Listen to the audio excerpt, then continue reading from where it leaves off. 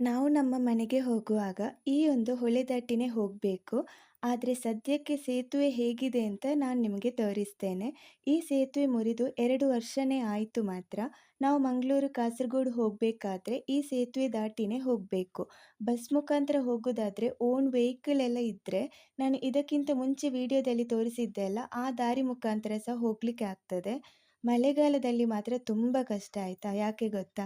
ಈ ಸೇತುವೆ ಮುರಿದಿರೋದ್ರಿಂದ ಈ ಥರ ಕಂಗಿನ ಮರದಿಂದ ಊರಿನ ಜನರೆಲ್ಲ ಪಾಪು ಥರ ಮಾಡಿ ಗಟ್ಟಿಯಾಗಿ ಕಟ್ತಾರೆ. ಆದರೆ ಬೊಳ್ಳ ಜಾಸ್ತಿ ಬರುವಾಗ, ನೀರು ಜಾಸ್ತಿ ಆದಾಗ ನೀರು ಕೊಚ್ಚಿಕೊಂಡು ಹೋಗ್ತದೆ. ಮತ್ತೆ ಹೊಸತಾಗಿ ಪುನಃ ಹಾಕೋದು ಇದೇ ಆಗ್ತದೆ. ಆದರೆ ಚಿಕ್ಕ ಮಕ್ಕಳಿಂದ ದೊಡ್ಡವರ ತನಕನೂ ಎಂಥ ನೀರು ಇದ್ದರೂ ಕೂಡ ಸಹ ಇದರ ಮುಖಾಂತರನೇ ಹೋಗಬೇಕಾಗ್ತದೆ. ನಾನು ಕೆಲವೊಂದು ಸಲ ವಾಟ್ಸಪ್ಪಲ್ಲಿ ಸ್ಟೇಟಸ್ ಎಲ್ಲ ಹಾಕುವಾಗ ನನ್ನ ಫ್ರೆಂಡ್ಸ್, ಕಸಿನ್ಸ್ ಎಲ್ಲ ಹೇಳ್ತಾರೆ, "ನೀವು ಇದರಲ್ಲೇ ಹೋಗೋದಾ ಅಂತ, ಮಾತ್ರ ಜಾಗೃತೆ ಆಯ್ತಾ?" ಅಂತಲೂ ಕೇಳ್ತಾರೆ. ಆದರೆ ನಮ್ಮ ಊರಿನ ತಾಯಿಯ ದಯೆಯಿಂದ, ಅಂದರೆ ಕೊರತಿ ಅಪ್ಪೆಯ ದಯೆಯಿಂದನೋ ಏನೋ, ಇಲ್ಲಿಯ ತನಕ ಏನೂ ತೊಂದರೆ ಆಗಿಲ್ಲ. ಇಲ್ಲಿ ನೀರು ಇಷ್ಟು ಇರುವಾಗ ಆಚೆ ಬಯಲು ಕೂಡ ನೀರು ಬಂದು ಬಯಲು ಸಹ ಫುಲ್ ಆಗಿರ್ತದೆ.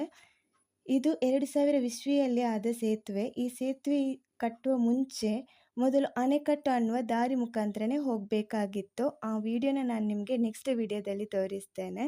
ಇದು ನಾನು ಕಾಸರಗೋಡಿಂದ ವಿಡಿಯೋ ಮಾಡ್ತಿರೋದು. ಸೊ ನೆಕ್ಸ್ಟ್ ವಿಡಿಯೋದಲ್ಲಿ ಸಿಗ್ತೇನೆ ಆಯಿತಾ. Thank you.